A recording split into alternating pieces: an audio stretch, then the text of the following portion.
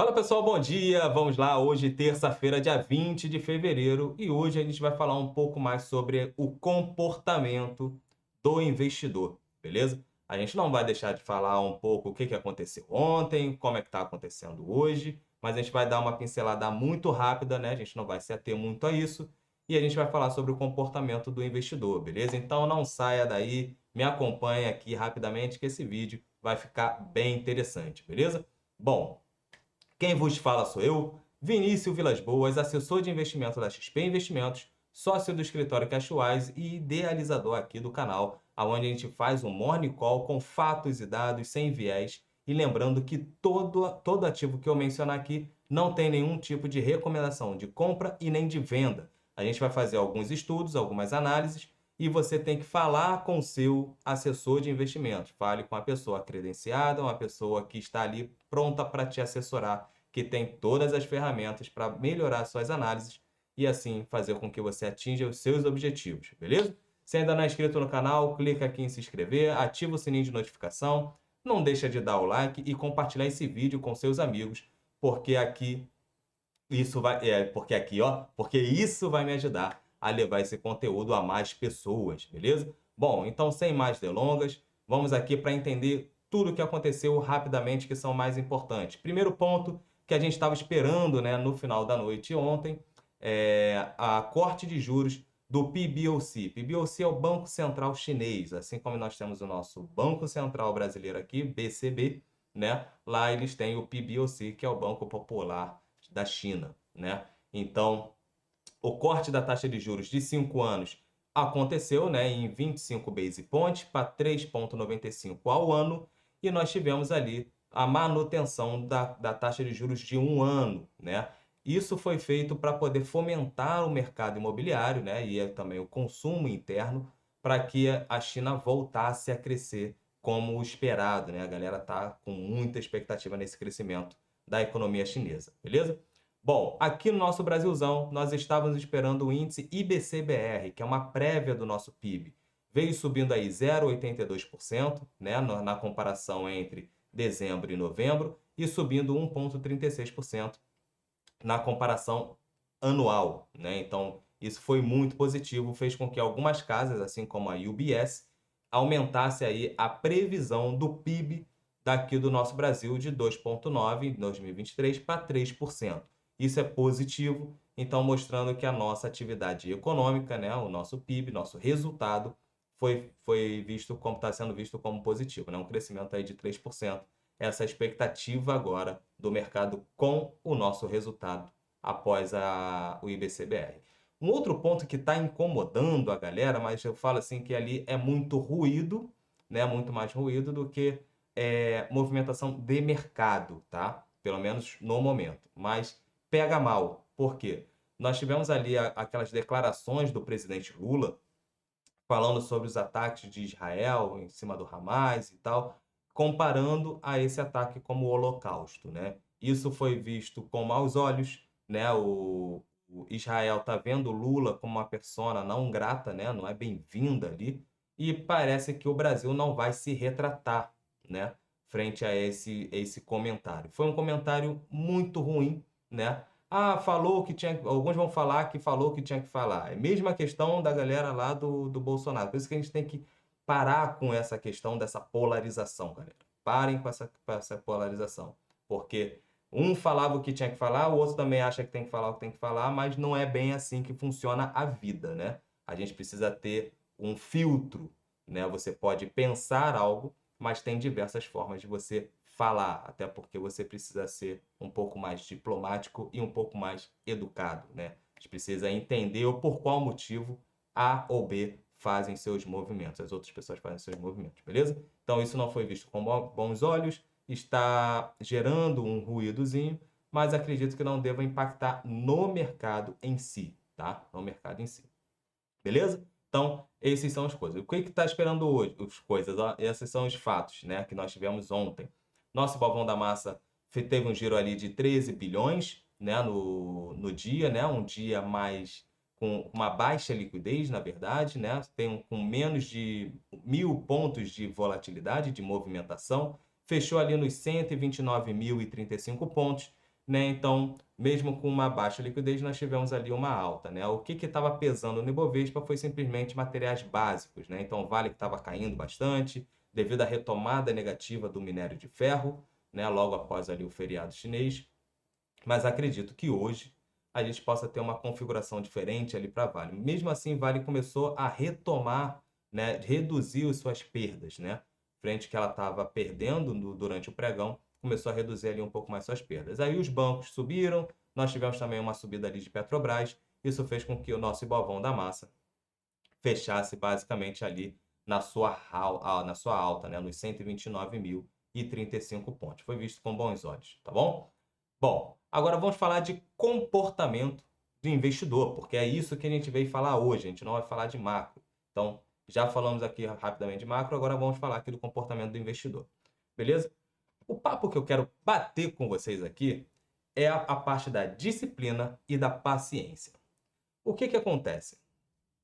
Muito investidor começa a entrar no mercado financeiro investindo em ações, acha que investir é somente em ações, tá? E a gente tem diversas formas de investir no mercado financeiro. Você tem a parte da renda fixa e você tem a parte da renda variável. Só que ambos os fatores, né, ambos os lados, as categorias de investimento, você vai precisar ter duas coisas primordiais. Uma é a disciplina para você montar um plano. Primeiro você vai montar um plano de investimento. Você vai entender o quanto você está esperando receber ao mês. Então, depois que você faz esse tipo de plano, deixa eu até botar aqui, cadê? Planejamento. Aqui.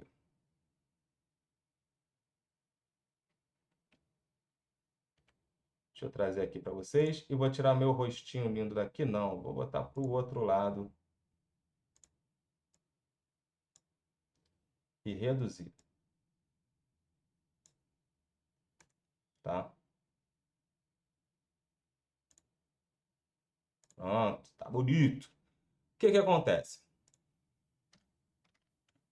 Né?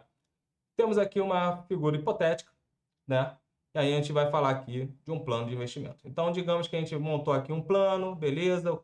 O cidadão vai lá botar, né, tem seus 26 anos, vai se aposentar lá com 65 e vai botar R$ 1.000 por mês.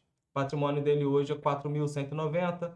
O patrimônio acumulado frente a uma rentabilidade de carteira que ele quer ter, de 1,30% ao média mês, ele pode chegar aí a 34 milhões de reais. Porra, Vinícius, vai chegar a 34 milhões de reais? Esse é o norte.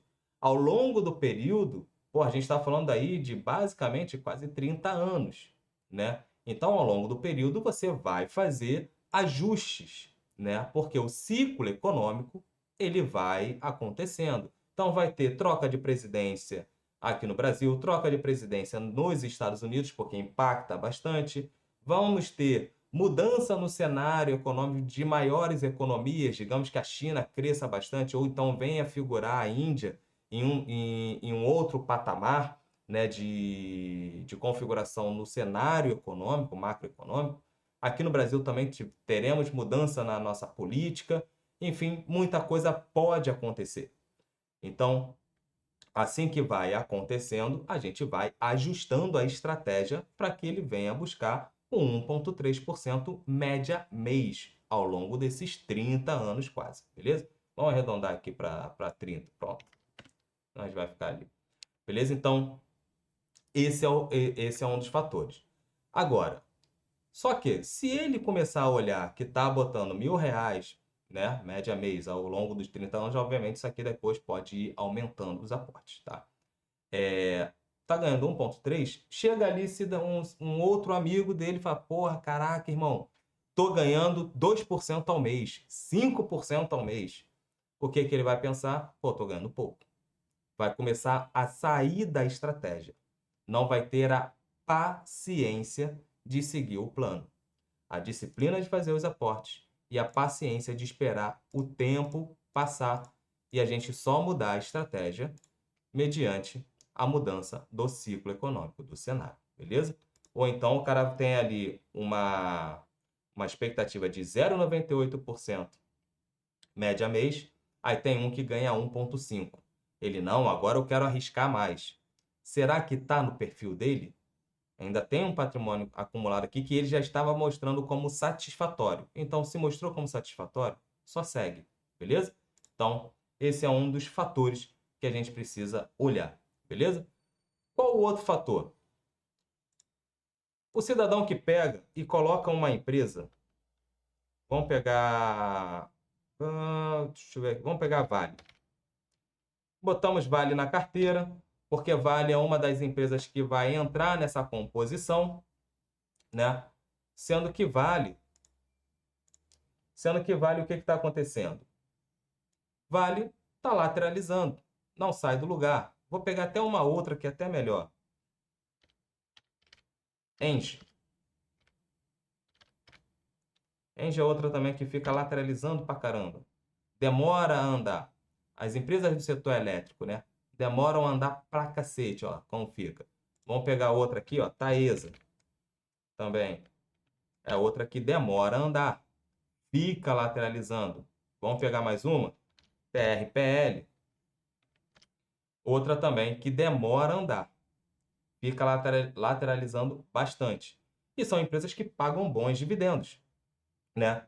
Só que, quando o cara bota a ação na carteira, não tem a paciência de aguardar o tempo fazer o papel dele. Você está pegando boas empresas que pagam bons dividendos, mas são empresas que demoram a andar. Digamos que a gente coloque essas ações que têm uma baixa volatilidade, vamos botar dessa forma, e é um setor perene, é um setor de segurança, vamos botar assim, né? Ela pode até mesmo reduzir a vol da sua carteira, né? Então, a ação entrou ali por um motivo. Então, você precisa entender por qual motivo a ação, o ativo, entrou na sua carteira para sim, caso seja, a mudança das expectativas frente ao ativo, mudou os fundamentos, não vai pagar mais tanto dividendos quanto estava pagando antes, a empresa começou a ter uma baixa na sua receita, um crescimento nas suas despesas, uma redução do seu lucro, aí sim a gente começa a mudar a composição da carteira e, se for o caso, né, que não dê mais para a gente reequilibrar a carteira pelos aportes, a gente vai fazer venda do ativo, tá? Agora, o que a gente não pode ter é o amiguinho lá comprando o ativo aqui nos 19 ou nos 20, o ativo sobe, desce, aí quando o cara vai olhar no final do ano seguinte, o ativo está no mesmo preço que ele comprou. Caraca, esse ativo não anda. Mas só que esse ativo, digamos que ele comprou lá aos 19, comprou 100 ações, um lote lá nos R$ 19, ou seja, 100 ações vezes 19, ele gastou R$ 1.900, beleza? Deixa eu botar aqui. Gastou R$ 1.900. Show? Beleza. Essa empresa vai pagar para ele de dividendos na casa de, vamos botar, R$ 19 por ação, né? R$ 19 por ação. Ou seja, ele vai ganhar R$ 19 por ação, desculpa. Vai pagar para ele lá R$ 1,90 por ação ao ano, tá? Ao ano, ou seja, 10% do que ele pagou, 1,90 dividido por 19 vezes 100, 10%. Show? Ou seja, ele tem a expectativa de receber 10% ao ano só de dividendos. Beleza? Não tá ruim. Show. Aí o ativo caiu agora para R$ 15. E ele tem grana, tá investindo ali. Certo? Digamos que agora ele comprou a 19, depois comprou mais um lote a 15. 34 divide por 2, 17. Só que a empresa vai continuar pagando para ele 1,90 por ação ao ano. Ou seja, 1,90 dividido agora por 17. O dividend yield dele já foi para 11,17%. Esse é o crescimento, porque o foco dele é dividendos. A ação teve a volatilidade pelo preço. O preço caiu, mas os fundamentos não mudaram. Aí é o que acontece, por exemplo, quando a gente pega TRPL4, né? Vamos pegar aqui no Status Invest. Rapidamente, a gente vê ali, ó, o dividend yield de TRPL4, 8,33. Por quê? O ativo subiu. O ativo subiu. Mas quando a gente olhava, quando o ativo estava lá embaixo, o dividend yield dele estava menor. Ou seja, hoje nós temos Transmissão Paulista lá nos 26, na sua alta. Vamos pegar aqui no mensal para ver como é que está ali, ó. Praticamente está na sua máxima histórica. Aqui todo mundo quer comprar. Aqui ninguém queria comprar. Certo? Quando a gente olha o quanto tende a pagar, vamos ver se a gente acha aqui o provento.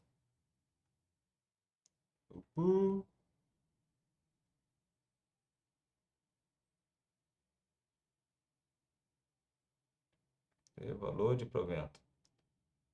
Bom, olha aqui, 1,96. 1,96. Quando a gente pega esse 1,96 e divide pelos 19, o cara está tendo aqui, ó, opa, 1,96 divide por 19. O cara teve ali 10,31% de dividend yield. Agora, 1,96 dividido pelos 26, o cara está tendo 7,5. Aí a galera quer comprar o ativo, opa, quando ele está aqui na sua máxima. Não quer comprar o ativo quando ela está aqui embaixo. Então, por isso que a gente fala, a gente compra na baixa para poder vender ou manter na alta, para a gente surfar essa onda.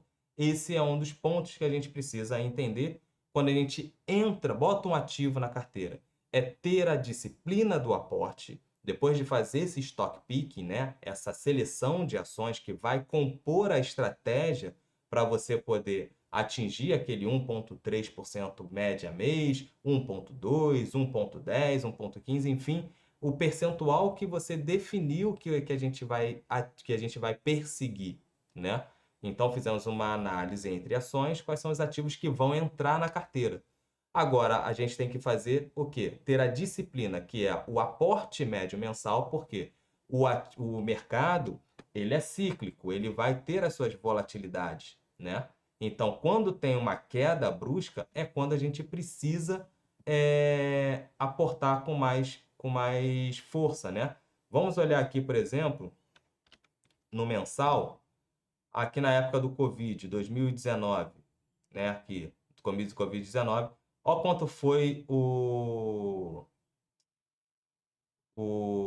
Transmissão Paulista, 13,28%.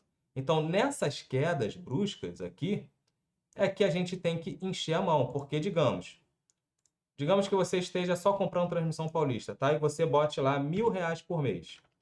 R$ 1.000 por mês, quando você está comprando 17 a R$ 17, R$ 18, você vai pegar R$ 1.000 e dividir por R$ 18, beleza? Beleza, você comprou 55 ações. Se a empresa vai pagar R$ 1 ao ano por ação, você vai ganhar R$ 55 e 55 reais e 55 centavos, beleza? R$ 1 ao ano. Agora, a ação caiu para 13. Ah, Vinícius, eu vou vender. Não, você comprou lá os seus R$ 1.000 agora, dividido por 13. Agora você comprou R$ 76, 76 ações, né? Então você vai ter 76 mais as 55 ações, você agora está com 131 ações, beleza? Seu preço médio vai estar aqui na casa, sei lá, de uns R$ 14, né? Porque como você encheu um pouco mais a mão aqui, vai estar na casa ali os seus R$ 14. Não vou fazer a conta certinha aqui não, galera. Só para vocês entenderem. R$ 14, beleza? E continuou fazendo as suas compras. Seu preço médio agora, que a ação está ali nos R$ 26, seu preço médio vai estar aqui na casa aqui dos 20, porque você veio comprando e sempre acumulando ações nessa quantidade aqui. Digamos agora que você está ali com preço médio de 20, né? E o ativo está pagando quanto? 1,96. 1,96, opa, divide por 20 vezes 100, você está ali com 9,80 de dividend yield, certo? Então, você está mantendo ali a sua compra média mês, beleza? E quanto menor é a cotação, mais ações você compra, porque você recebe dividendos pela quantidade de ações, né? Vamos olhar aqui, ó, na vida real, ó. Olha aqui na vida real. O que que acontece? É isso aqui, ó. Itaúsa aprova dividendos de 3,1 bilhões de reais, que são equivalente a 30 centavos por ação. Você não ganha os dividendos se a cotação caiu ou se a cotação subiu. Você ganha pela quantidade de ações que você tem. Então, quando o mercado cai, por isso que a galera fala, eu amo quando o mercado cai, porque tem liquidação. Porque agora você vai comprar ações mais baratas. Ou seja, o valor que você investe todo mês é um só. Só que a quantidade de ações que você vai comprar é maior. Entendeu? Porque agora você está comprando mais barato. Desde que os fundamentos, desde que os fundamentos do ativo, que são esses indicadores aqui, depois a gente pode falar um pouco mais, eu vou trazer aqui uma análise fundamentalista entre aspas, né? Que eu não vou entrar muito no detalhe, mas vamos falar sobre os indicadores. Desde que os fundamentos não tenham mudado, entendeu? Você olha ali o dividend yield, tá bom, o preço sobre o lucro tá num preço excelente, entendeu? Não está comprando uma ação com um preço sobre o lucro de 100 vezes, né? Ou seja, 100 anos para você rever o que você está investindo. Aqui está 7 anos praticamente, né? Uma dívida líquida sobre EBITDA de 2,26, você não vai comprar um ativo que daqui a pouco está com 6, né, de dívida líquida sobre EBITDA, por exemplo, né? A margem EBITDA, né, a margem líquida é de 41%, uma margem excelente, um ROI de 13%, também um excelente ROI, certo? Então, começou a mudar aqui, o ROI da Transmissão Paulista veio para 5%. Pô, caiu para caramba, mudou os fundamentos. Margem caiu para 15%. Pô, mudou o fundamento. Será que ainda é motivo para manter essa ação na carteira? Aí sim você começa a fazer esse tipo de análise, certo? Então, o comportamento do investidor, ele acaba indo dessa maneira, que é o quê? A ação está subindo, eu compro. A ação está caindo, eu vendo. Então, você compra aqui na alta e você vende na baixa. O que que acontece? Você tem prejuízo, você começa a perder dinheiro. A máxima do mercado é compra na baixa e mantém na alta, ou vende na alta caso seja uma empresa de crescimento. Vou dar o exemplo de uma empresa de crescimento. VEG.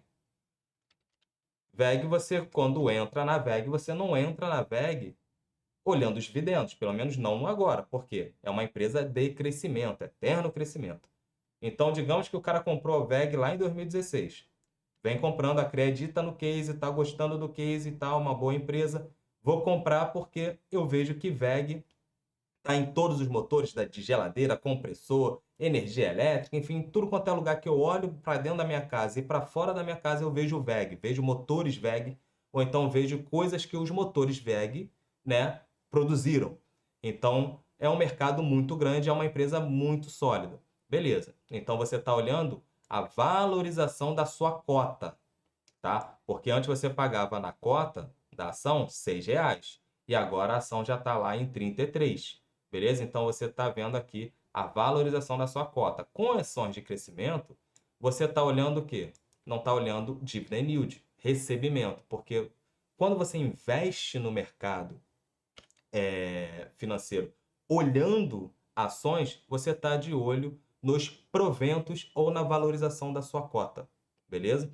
Então você vai estar de olho que a empresa vai ter receita crescendo, você vai ter uma análise em relação a controle da despesa e aumento do lucro e geração de caixa, porque se a empresa não gera caixa, isso é ruim, né? Então, esses 4 fatores basicamente que você vai estar olhando.